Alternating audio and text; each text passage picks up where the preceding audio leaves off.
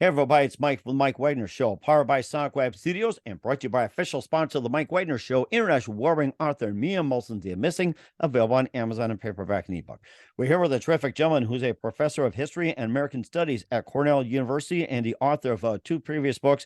He was a 2022 National Book Critics Circle Award finalist and also co-founder of the Cornell Roundtable on Environmental Studies Topics, or best known as CRETS. It's not the toothpaste, so we'll talk about that. He's got a new book that offers a thought-provoking take on finding humor in global warming, which is basically making fun of global warming. It's like, think of Mel Brooks, think of Monty Python, think of all the satire that's going on blended into one. We're gonna talk about this wonderful gentleman. He's got a new book called Stay Cool, Why Dark Comedy Matters in the Fight Against Climate Change. So for those who are for climate change, you might want to should we be careful just go ahead and give an ear to it? So like, get ready to make fun of, by the way, and we don't want some death threats coming and we'll hit you some wet noodles. Live, ladies and gentlemen, from Plus Studios in beautiful downtown Ithaca, around Cornell University, professor of history and American studies and author of two previous books, the Humboldt Current and also Arcadian American. The new book, Stay Cool, Why Dark Comedy Matters in the Fight Against Climate Change. Ladies and gentlemen, the multi-talented Aaron Sachs. Aaron, good morning, good afternoon, good evening. Thanks for joining us today. Thanks for having me. It's a pleasure to be here, Mike. Well, it's great to have you on board as well, too, and staying cool for a time being. So you're a professor of history and American studies at Cornell University and author of two previous books, The Humboldt Current and Arcadian American. You also are co-founder of the Cornell Roundtable on Environmental Studies Topics, which is CREST. And you also cover a lot of issues when it comes to humanities, climate change, and just about everything else as well. Your new book offers a thought-provoking take on finding humor on global warming. And the book is simply called Stay Cool, Why Dark Comedy Matters in the Fight Against Climate Change. And before getting all that, Aaron, tell us how you first got started. So this book came about largely because I was depressed about climate change. And yeah, I think a lot of people were. We can all relate to that. Yes. That's the thing. I knew I wasn't alone because pretty much everyone I talked to was also depressed about it. And I just had this realization that when I'm feeling down, comedy can be really, really helpful in just sort of cheering me up a little bit and getting me to a place where I can function a little better. And then the other realization I had being a historian in part of the environmental movement was just realizing that environmentalism as a social movement had been very, very serious for a long time. Some might even say grim or dour. And environmentalists had never really tried comedy as a strategy. And again, being a historian, I knew that other social movements had used comedy very effectively, like the civil rights movement, for instance. And so I thought, hey, why not look into this a little bit and give it a shot, And it actually did cheer me up, and I hope the book cheers other people up. Well, I'm sure it does too. You talk about the civil rights movement, finding some humor in it. What are some of the movies and some of the TV shows that kind of made fun of the civil movement, or basically just brought light into it, or a little bit of comedy to the civil movement? What are some of the shows or movies that highlight it?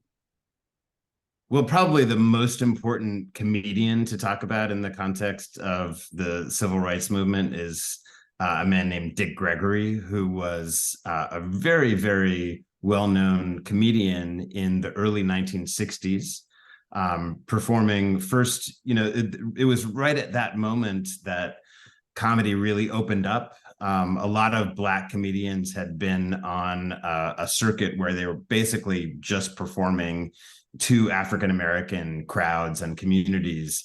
But things opened up right then, and they got to perform in front of mixed audiences. And Dick Gregory was a big hit in both settings. But then he got very involved in the civil rights movement, and sort of decided to combine those two things, and in many ways taught the civil rights movement to have a sense of humor, and that really helped the activists reach more people. At first, like what I'm talking about with climate change, first of all, it just cheered them up. Civil rights work was really, really hard and dangerous in the 1960s. Mm-hmm. And if you could sort of step back and make fun of people like the infamous segregationist Governor George Wallace of Alabama, then you could sort of cheer yourself up and get some distance from the challenges. But you could also use humor to sort of appeal to the people who you wanted to get on your side, who might have felt initially threatened by the civil rights movement, but if you're approaching them in a more lighthearted way, then it can be easier to connect. And Dick Gregory was brilliant at that. Mm-hmm. And do you think humor would have been appropriate without Martin Luther King Jr. and also the Black Panthers and also Rosa Parks who were part of it? Do you think it would have been appropriate about those three? I mean, comedy can be really tricky, right? And it hits people in very, very different ways, depending on who they are, depending on the context.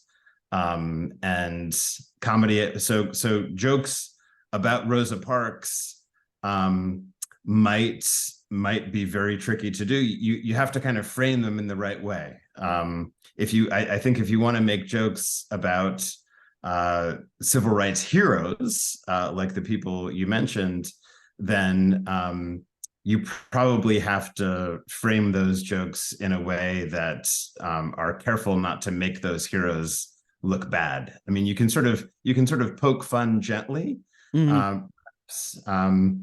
but it's very tricky. But the fact that it's tricky makes comedy really, really unpredictable. It sort of shakes things up, and that can be really productive when, especially when you're part of a social movement, and the whole point is to create positive change. Mm-hmm. Also, a couple of Black comedians that came to mind as well too. That was around the Dick Gregory time, and one was Bill Cosby. I remember from the '60s, and also Richard Pryor that entered the '70s as well too. There were a couple of famous ones, and of course you got Eddie Murphy that come around the '80s or so. Yeah, I'm especially a big fan of Richard Pryor from the 1970s, and he really, probably more than anyone else, took that mantle from Dick Gregory and used comedy, did comedy with a real political edge. Comedy as a way of fighting racism, in some sense, and he also had a little bit of environmental comedy. Richard Pryor did, actually. I have a couple of his jokes in the book. Well, you have to buy the book first in order to read as well too, and that's why he named his daughter Rain. That's why, part of the environment. Maybe. Well, in order to find the jokes, you have to get the book.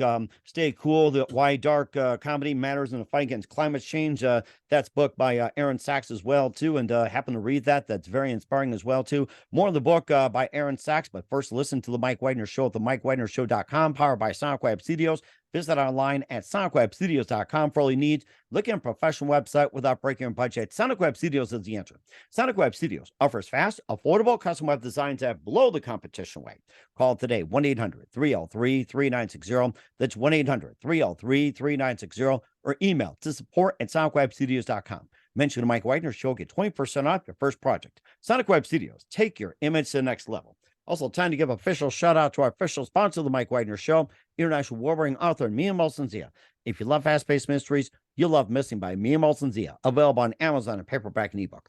Missing is fast-paced and intriguing with an unforgettable twist. Takes place in 4 countries, 2 strangers, 1 target, where truth is illusion and those you love will be the first go missing. It's available on Amazon in paperback and ebook. Missing by Mia Molson-Zia has garnered great reviews, and even endorsed by Howard celebrities, including Joanna Cassidy, Forbes Riley, and Eminems. So grab your copy today for Goes Missing by Mia Molson-Zia, available on Amazon. Also, check out the Mike Widener Show at themikewidnershow.com, or for 40 podcast platforms, heard in 100 countries, including Facebook, SoundCloud, Spreaker, Spotify, and iHeartRadio, also Anchor FM, iTunes, Google Play, Amazon, Audible, Apple Music, and also subscribe on YouTube, BitChute, and Rumble, and follow us on Twitter, Instagram, LinkedIn, TikTok, and make sure you take us with you on any mobile device. And for great gift ideas, go to Amazon.com, check out the Mike Widener Show podcast, t-shirts, pop sockets, throw pillows, tote bags, hoodies, makes great gifts 24/7. Go to Amazon.com. Make sure you check out the Mike Wagner Show podcast. And for more great gift ideas like t-shirts, pop sockets, hoodies, phone cases, and more, along with great books on missing, wants, and wrinkles, Amazon.com/me and Molson Zia. Check it out today and support the Mike Wagner Show on Anchor FM, PayPal, and the MikeWagnerShow.com. We're here with the Professor of History and American Studies at Cornell University, author of 2 books, and the latest Stay Cool, Why Dark Comedy Matters in the Fight Against Climate Change, Aaron Sachs here on the Mike Wagner Show. And Aaron, before we talk more about the book, Stay Cool, and you've been cool throughout the whole years, and we talked about some of the comedians that had shaped, social change and everything else. Who are some of my favorite comedians growing up? Well, I grew up in the 70s and 80s, and definitely Richard Pryor. But I was also a big fan of the movies of Mel Brooks. Oh, yes, Mel Brooks, my favorite. Oh my gosh. Yeah, and I was really happy to learn just recently. So one of the movies I remember very vividly was called History of the World Part 1. I remember that, yes. Now there, and the part of the joke was that there was never a part 2, but now there's a TV show called History of the World Part 2, where they actually continue with the kind of satirical sketches that were in the movie. Mel Brooks must be like 200 years old at this point, but wait, is he supposed to be 2000 already or something? Yeah, the 2,000-year-old man was one of his old gigs, bits. But yeah, Mel Brooks was incredible, and still is. And like one of the bits from History of the World Part 1 I mentioned in the book was his skit about the Spanish Inquisition. Really, really dark times for the Jews. And he was able to make, like a comedic song and dance extravaganza about the Spanish Inquisition that sort of made light of it and just offered some perspective on it, so that we don't have to be burdened by thinking of it just as a tragedy. And I think the same goes for climate change. It certainly is a tragedy, and we have to think about it that way sometimes. But if we only think about it that way, then it's going to be completely overwhelming. So there have to be some times when we can just sort of get some purchase on it and think about it differently. And speaking of Mel Brooks as well, too, another classic, which highlights some of the things with the Jews as well, too. Blazing Saddles. That's another one as well, too. We're actually made fun of Hitler, and of course, Hitler had a great idea, but it was just poorly executed. And one of the song and dances highlighted the fact that, you had a great idea, but you just executed it really crappy, pal. Actually, the main character in Blazing Saddles, the African-American sheriff, was supposed to be played by Richard Pryor, but he was having too many issues with drugs at that time. So yes, I remember. They had to get a replacement, but yeah, the whole movie is, they just don't make movies like that anymore. It's really, really out there and hilarious. And I remember some of the scenes as well, too, from that movie as well, too. And of course, before we talk more about the book, Stay Cool, Why Dark Comedy Matters in the Fight Against Climate Change, you've been a professor at Cornell University for quite some time. And, tell us how you got started, being a professor. And of course, before that, how you got into being a professor, author, and everything else. Oh, thanks. Yeah, I've been here at Cornell for 19 years now. And before I went to graduate school to get my PhD, I worked in the environmental movement, actually. I worked at an environmental nonprofit in DC called the World Watch Institute. And that was really a great job. I was there for about 3.5 years after college, and got to get really involved in lots of different kinds of environmental issues. But I really wanted to look at some of them through a more historical lens. I really missed. I liked working on policy, but I really kind of missed the humanities. Mhm. And I've always loved teaching, so that's what spurred me to go to graduate school, get my PhD, and then I was lucky enough to get this job here at Cornell after completing my PhD. And it's been wonderful to work with young people, especially young people who care about the environment. And I've really found just in the last few years, Gen Z is really getting activated. And they're angry. They're pretty frustrated with old people like us who did not solve the climate change problem. I'm still trying to figure out square one, to be honest with you. So don't get mad at me, guys. I didn't start this whole crap. And neither did you. Yeah, but it's fun. Young people have incredible energy, and I'm hoping that'll help keep me young for a while. Mm-hmm. And what was that one precise moment that simply influenced you into what you're doing for the rest of your career? I don't know if there was one moment, but when I was in my last year of college, it was 1991, 92, and a lot of people were talking about this huge United Nations conference that was going to happen in Rio in the summer of 1992. It wound up being, sometimes it was referred to as the Earth Summit, the UN Conference on Environment and Development. And I learned a huge amount that year about not only environmental issues, but the way that the way that environmental issues were playing out on a kind of international scale. Mm-hmm. That conference, a lot of that conference was about the conflict between the global North and the global South. And it struck me that you could not understand that conflict unless you thought about it historically. So much of that conflict was shaped by colonialism, for instance. So all of these northern countries have industrialized, and they're the cause of the vast majority of carbon emissions. But meanwhile, the countries of the global South are suffering from poverty and underdevelopment, and are very, very vulnerable to some of the impacts of climate change. It seemed like this really, really terrible and complicated conflict, and it made me want to help. And then I was lucky enough to, I graduated in a terrible recession in 1992. It was very tough. Oh, yes, I remember that. But after a few months of living miserably at home with my parents after graduating from college, I was lucky enough to get this job in DC at World Watch, and so I moved down there, and felt really, really good about getting the chance to see some policy issues close up in DC. I got to DC in January of 93. It was right when Clinton and Gore were inaugurated.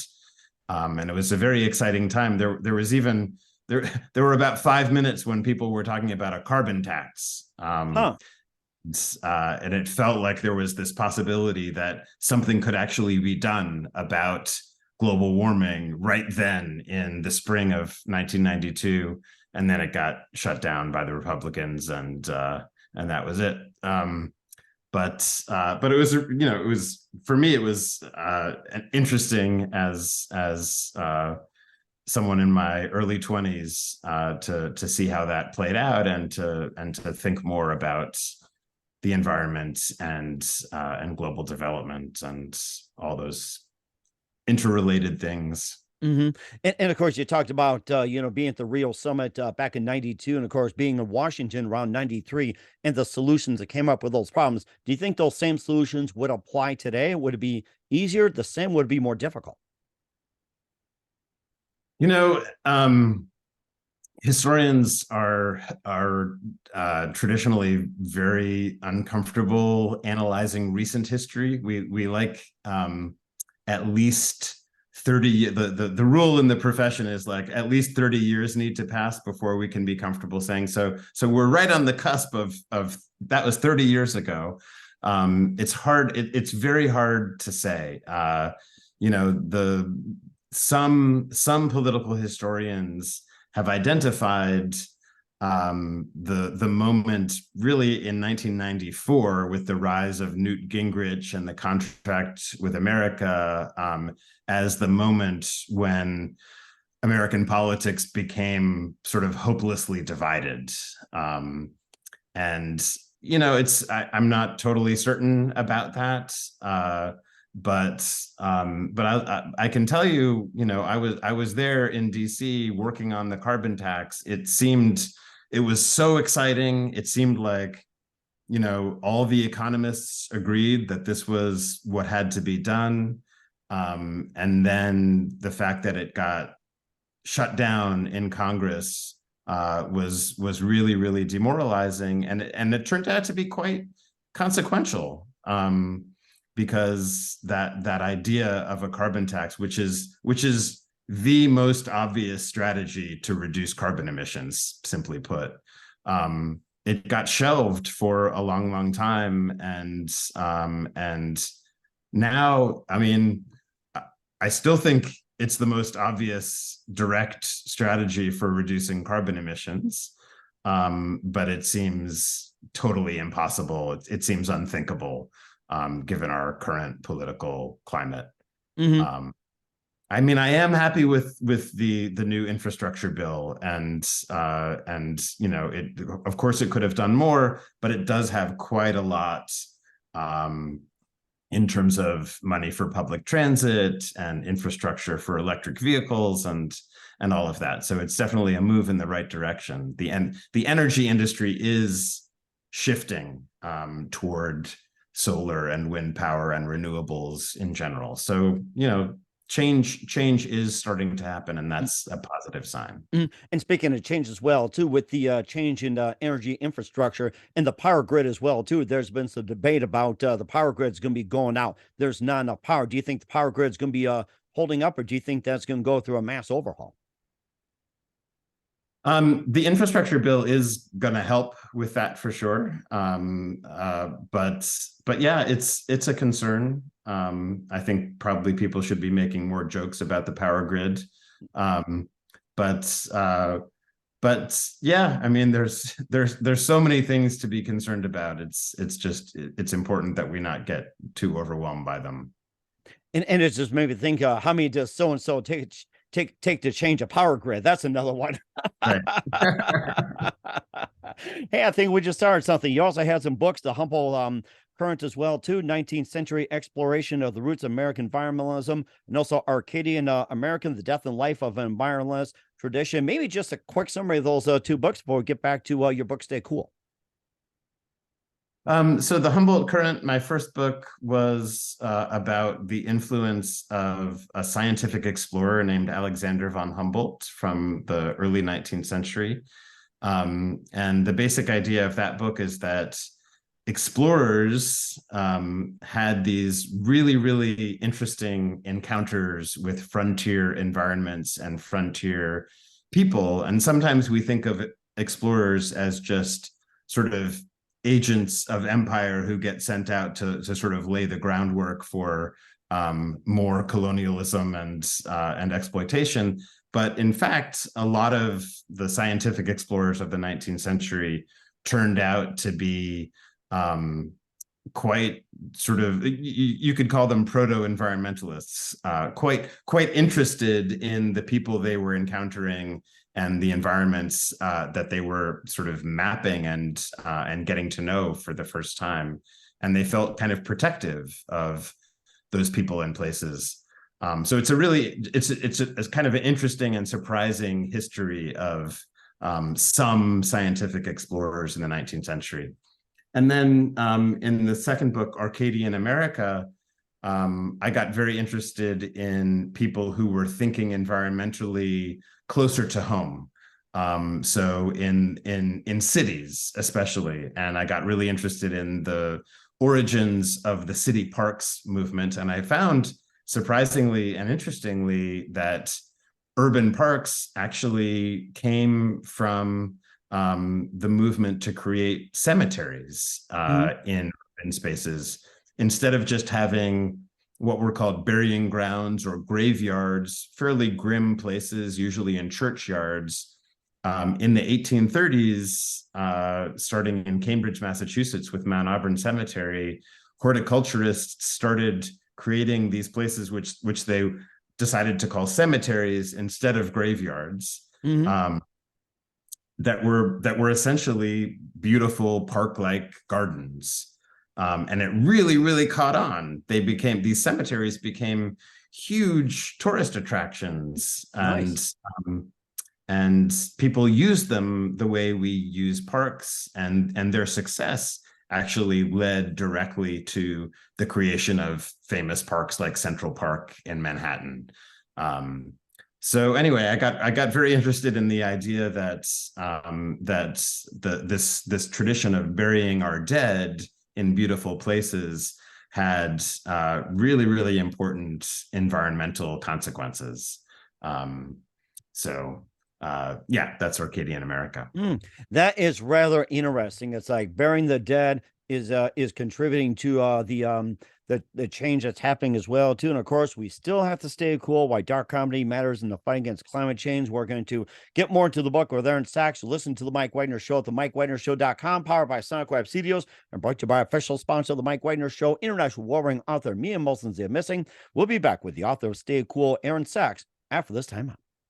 We're back with the author of the book, Stay Cool, Why Dark Comedy Matters in the Fight Against Climate Change, and Professor Cornell University, Aaron Sachs, here on the Mike Wagner Show. And of course, the book is we have in our hands, and of course, inspire a little bit of Mel Brooks, and of course, environmentalists, and a good thing to make for themselves. You talked a little bit about writing the book, so maybe just a bit more about what actually inspired you more to write the book, Stay Cool. Well, you just mentioned making fun of ourselves, and that was another big spur for me, realizing that environmentalists often come across as not terribly relatable. Environmentalists can be pretty self-righteous, sanctimonious, holier than thou. And I thought, why not learn something from great comedic traditions where people have sort of turned humor on themselves in order to be more relatable and make better connections with people. So I have a lot in the book about how American comedy was changing in the 1950s and 1960s. It was this really, really crucial turning point. And one of the key innovations was that comedians started to make fun of themselves. One of my favorite comedians is named Phyllis Diller. Yeah, I love Phyllis Diller. Oh, great. From the 50s and 60s, she had this wild hair. I've got a picture of her in the book. She said, I start with self-denigration, and then I move on to the denigration of everybody else. The point is, if you make fun of yourself first, it's just much easier to say anything. And that seems like a really good lesson for environmentalists, just in terms of how they come across and how they communicate with other people. And certainly communicate as well, too, that the African Americans and the Jews use gallows humor, and of course, long tradition of laughing during suffering, especially from Black Plague to San Francisco earthquake of 1906. And of course, you also got, some of the wars going on. And of course, you have the recession. And of course, you have the COVID of 2020, 21 and everything else, and activism and everything like that. It's like, how does that manage to, save everything? How do they put it to use? And of course, most importantly, can that type of comedy save the world? Yeah, I mean, that was the thing. As I did the research for this book, I discovered more and more examples of these horrible events, um, and just general sort of oppression and suffering, where people used dark comedy to just help them get through. You mentioned the 1906 San Francisco earthquake. Um, thousands of people died. A lot of the city was destroyed in the fires immediately after the earthquake.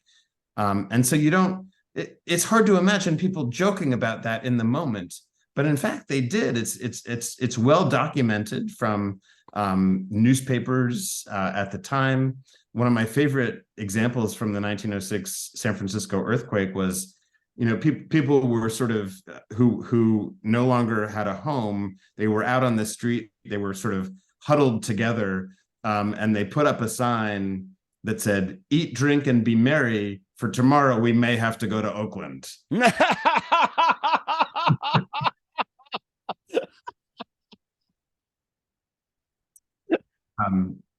And Oakland of all places. You sure it ain't Compton or anything like that?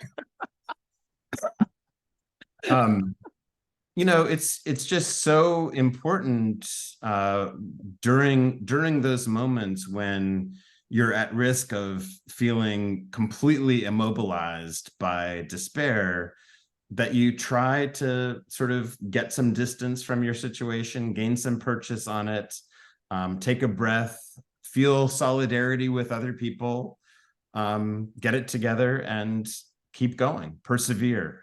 Comedy's really dark comedy in particular is really good at helping with resilience and perseverance, and we certainly need that in the age of climate change. Mm-hmm. And do you think it's too soon for comedy to go about with this whole climate change? Is it still in the works, or can people go ahead and just joke about climate change? Yeah, I mean, like I was saying earlier, comedy hits different people in different ways. So it's not always going to be perfect. People are going to screw up trying to tell jokes about climate change. But I definitely don't think it's too soon. I think the danger really is that it's almost too late to do something about climate change. And the tragic approach, the shaming approach, the terrifying approach, those haven't worked very well. So, why not try the darkly comedic approach and see if it maybe gets us somewhere? Mm-hmm. Yeah.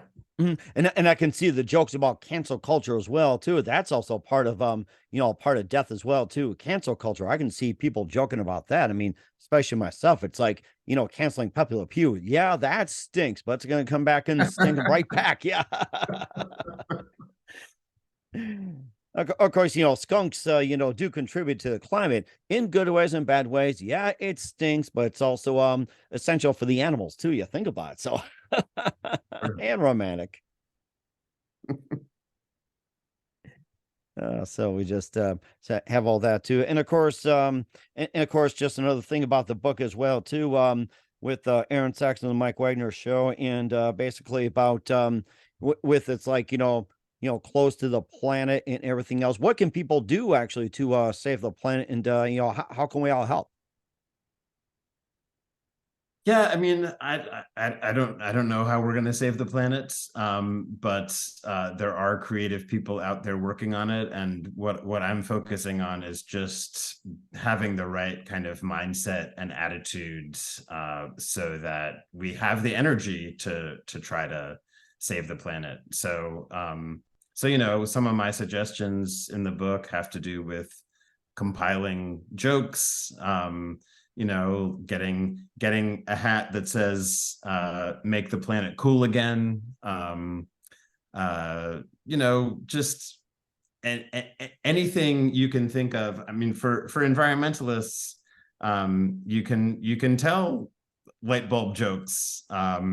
Instead of, like, the next time you are presenting at a meeting of local activists, instead of starting with all the bad news, start with a couple of jokes, and maybe even make fun of yourself and how self-righteous you used to be when you used to tell people that they were using too much energy. It's really just a matter of kind of lightening things up and creating the right mindset and setting a different tone, reminding ourselves that we're all in this together, and we really need to come together as much as possible. I really, like I think the political and social divisions in this country are really, really difficult right now. And in fact, if you think about it, climate change becomes something that almost everyone can agree on. Like people of all shapes and sizes and races and classes have experienced floods and hurricanes and fires. The damage has been really devastating, and it's just escalated beyond anyone's previous experience. It's like, yeah, we can all agree that it shouldn't be called a 100-year flood if it's happening every 5 years. Mm-hmm. We're all vulnerable, some more than others, and they deserve to be protected. But like we really need to sort of step up and recognize this as a common problem. Mm-hmm. And of course, I can see Mel Brooks doing History of the World Part 3 as we speak here on climate change. So we can certainly all that. And where can we find Stay Cool at and all your books at, Aaron?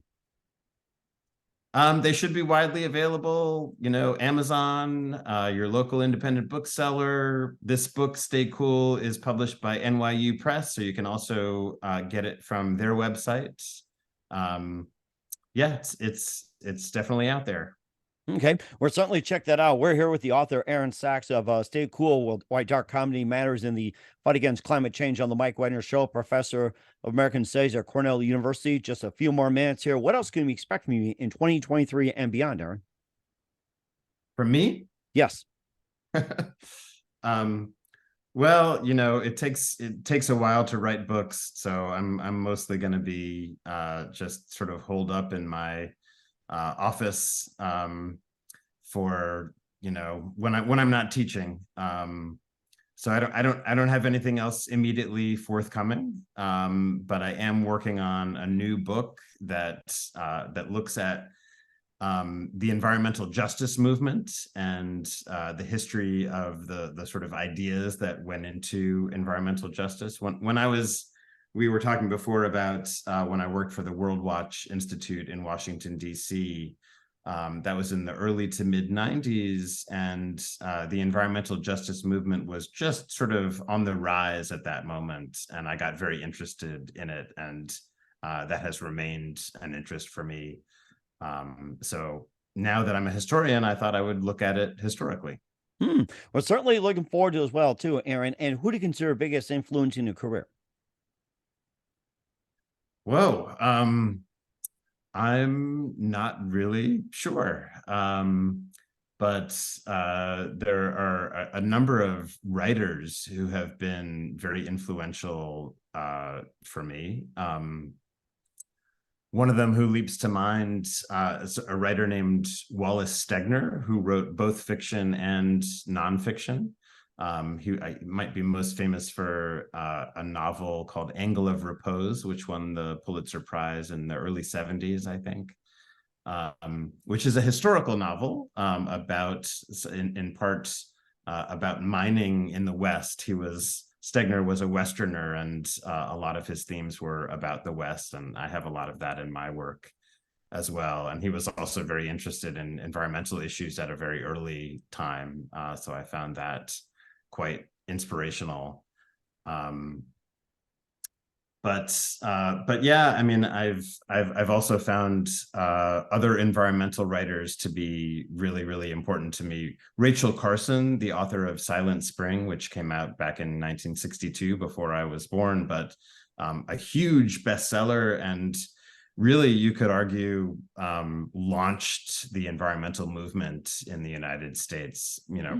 Silent Spring is probably the most important environmental book ever published, I would say. So she's sort of a hero of mine as well. Hmm. Uh, That's but really interesting as well. And keep going. You're on a roll here, by the way. So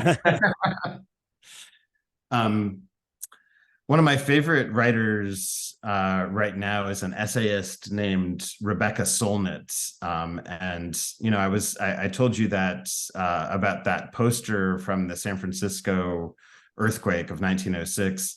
She wrote this amazing book called A Paradise Built in Hell, where she looks at, she's not so interested in comedy, but she looks at disasters and catastrophes throughout history, and she finds one of the most remarkable things about them is that they really bring out the good in people. Mhm. People really, and probably her deepest case study is Hurricane Katrina from 2005. Oh yeah. And she talks about the way that the community really came together, and everybody was helping everybody else in the aftermath of that hurricane. You know, we tend to, I think, we often have sloppy generalizations about human nature, and we live in a society that we think of as very self-interested. But you know, Solnit's study of these social and environmental disasters really shows that you know, lots and lots of people are actually good Samaritans when it comes down to you know, these kinds of survival situations when people are really in trouble and need help. The help is often there, and you know, so it's another form of inspiration that I think you can take from history. Okay. And certainly well indeed as well. And what's the best advice you can give to anybody at this point? Just find a way to laugh at the darkness, and that will make the darkness a little lighter. I like that. That's a really good one. Just lit a light bulb in my head right there. I've used energy. We're here with author Aaron Sachs of Stay Cool, Why Dark Comedy Matters and Fight Against Climate Change here on the Mike Wagner Show. Aaron, a very big thank you for your time. You've been absolutely fantastic. Looking forward to having you again soon. Keep us up to date. Keep in touch. And once again, what's your website? How do people contact you? Where can people purchase or check out your works?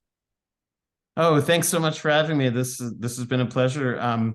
You can find me if you just look up the Cornell University History Department. I'll be right there. There's a picture of me with one of my cats on my shoulder, and you can find the book at local independent booksellers, Amazon.com, or this particular book, Stay Cool, published by NYU Press. You can go directly to the press's website and purchase it there. We will certainly check that out. Once again, Aaron, a very big thank you for your time. You've been absolutely amazing. Looking forward to having you again soon. Keep us up to date. Keep in touch. Live to have you back. Wish you all the best. And Aaron, you definitely have a great future ahead of you. Thank you, and stay cool.